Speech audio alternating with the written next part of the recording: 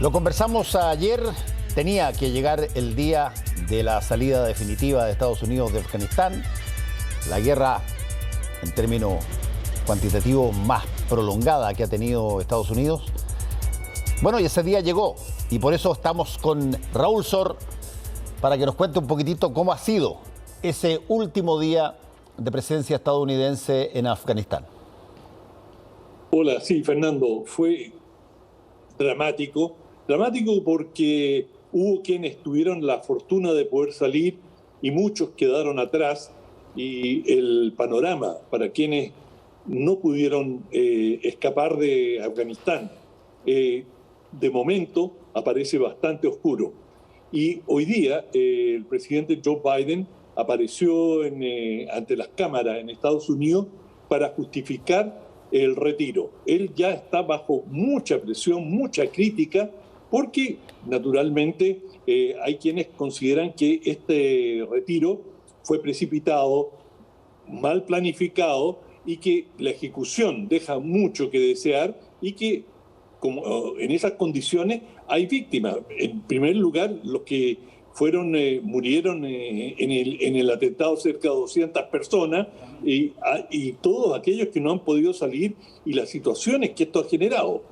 Y bueno, Biden utilizó una vieja técnica que se hizo muy famosa durante la Segunda Guerra Mundial, y que fue la evacuación de las tropas británicas y francesas del puerto francés de Dunkerque. Cuando los alemanes, el ejército nazi, invadió Holanda, Bélgica, entró sorpresivamente a una velocidad inesperada por el norte de Francia y dejó atrapado al ejército inglés y buena parte del ejército francés. En esas condiciones, la Armada Británica realizó un enorme pero extraordinario esfuerzo para evacuar a las tropas, y lo logró. El grueso, la gran mayoría de las tropas fueron evacuadas a salvo, y eso les permitió combatir durante el resto de la guerra, y fue la garantía de que Alemania no estaba en condiciones de invadir Gran Bretaña. Y esto quedó como un hito en la historia. Y se habla del espíritu de Dunkerque. Pero Dunkerque, en realidad, pese a todo lo heroico y todo lo exitoso que fue una derrota, en la expresión de una derrota terrible. Es decir, el ejército francés y el ejército británico quedaron hechos trizas y tuvieron que ser rescatados de manera absolutamente precaria por la Marina Británica y por pequeños botes. En fin, para quienes les interesa, hay una película que se llama precisamente Dunkerque, sí. Exacto, que la están dando en estos días. Bueno, lo que vimos en Kabul se parece un poquito a Dunkerque. 124.000 personas fueron rescatadas en muy pocos días.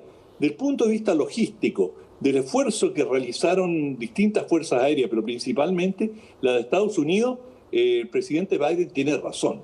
Es un hecho digno de ser destacado, pero no puede ocultar el hecho que Estados Unidos ha sufrido una derrota tremenda y que tuvieron que recurrir a este método y a esta operación porque las cosas fueron totalmente negativas. Entonces, ¿cómo prefieres ver tú? ¿El vaso medio lleno o medio vacío?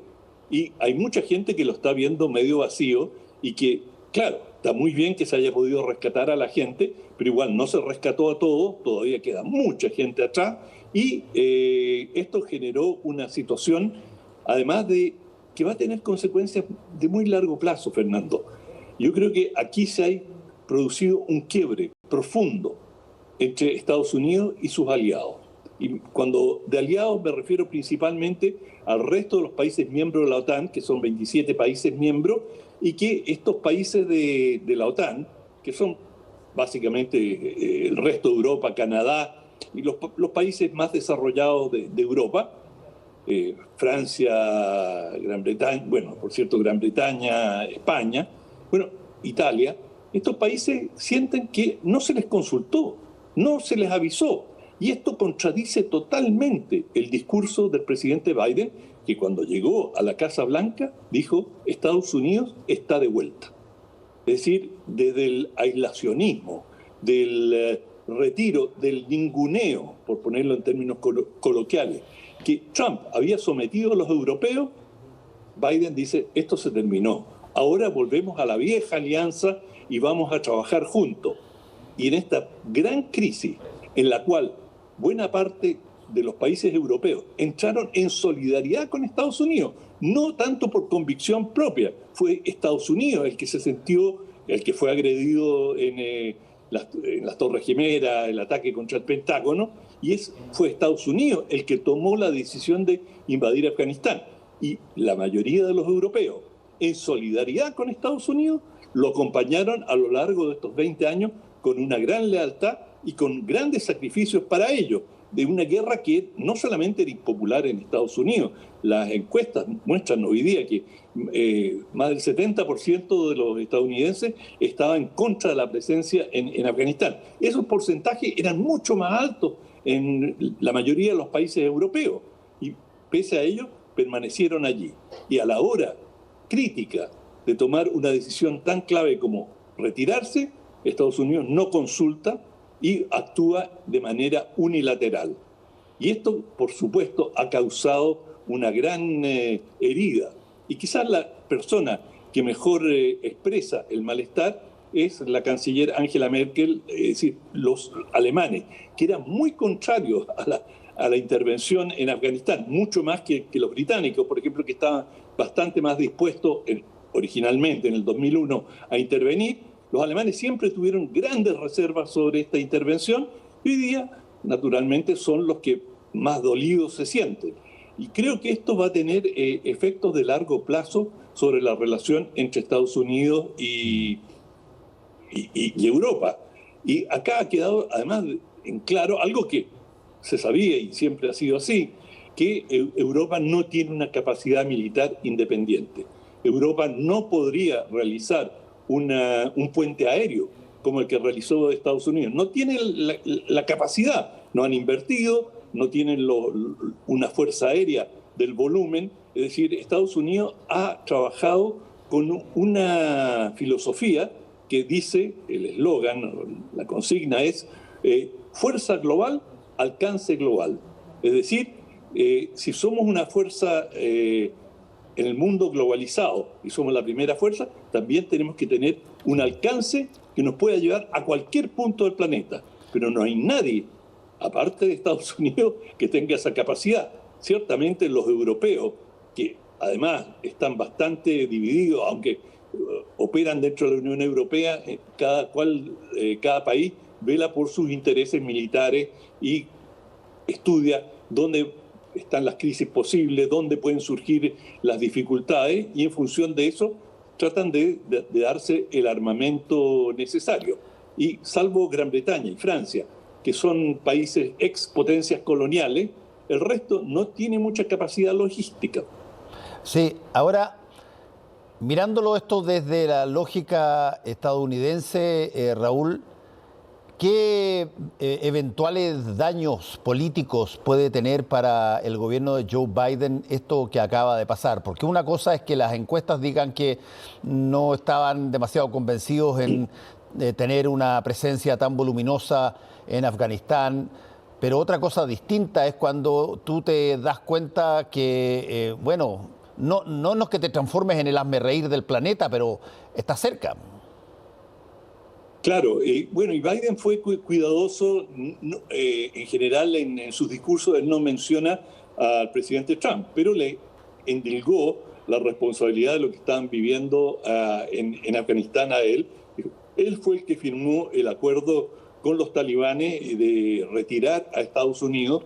Fue bajo su gobierno que fueron liberados 5.000 prisioneros talibanes.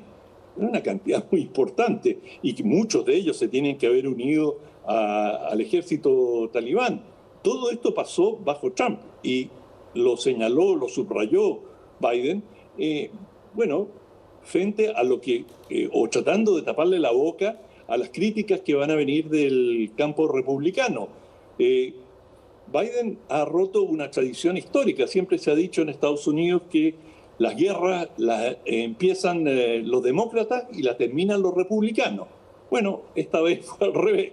La empezó un republicano y la está terminando un demócrata, pero en forma tan compleja, en la cual ahora ha surgido una nueva situación que debe ser muy preocupante para Estados Unidos y especialmente para el presidente Biden, que han surgido rumores de que activos, ejecutivos o dirigentes importantes de Al Qaeda están volviendo y han sido vistos en distintas ciudades de Afganistán. Es decir, fue Al Qaeda la manzana de la discordia, fue Al Qaeda la que realizó los atentados del 11 de septiembre del 2001 y una de las condiciones centrales, como lo comentábamos ayer, para que Estados Unidos le ha puesto a Afganistán, si quiere tener acceso a ayuda, si quiere normalizar sus relaciones, es que no operen grupos terroristas dentro de Afganistán. Y ya hay información bastante creíble de dirigentes y cuadros importantes de Al Qaeda que estarían operando en Afganistán. ¿Cuál es el propósito de esa gente? Bueno, eso estará por verse, pero ya se aprecia una vulneración de lo que se presumía iba a ser o es el acuerdo al que llegaron en las negociaciones Estados Unidos con los talibanes, y era que impidieran la presencia de esto que estamos viendo en pantalla, de grupos que utilizan el método terrorista. Por cierto, vimos ya al Estado Islámico, que como señalamos, tiene pésimas relaciones con Al Qaeda, allí donde se encuentran se dan de tiro, pero el Estado Islámico está ahí, Al Qaeda está ahí, y hay otros grupos más, menores, pero una vez más, Afganistán podría ser un caldero para grupos terroristas, y ese fue el motivo por el cual Estados Unidos entró en la guerra. Sí, bueno, vamos a tener que seguir viendo cómo avanza esta situación. Donald Trump, fíjate que pudo haber sacado de alguna manera algún grado, él podría haber de alguna manera haber punceteado más a Biden y sin embargo lo apoyó. Dijo, yo no tengo nada que decirle a Joe Biden porque yo inicié el proceso de retiro.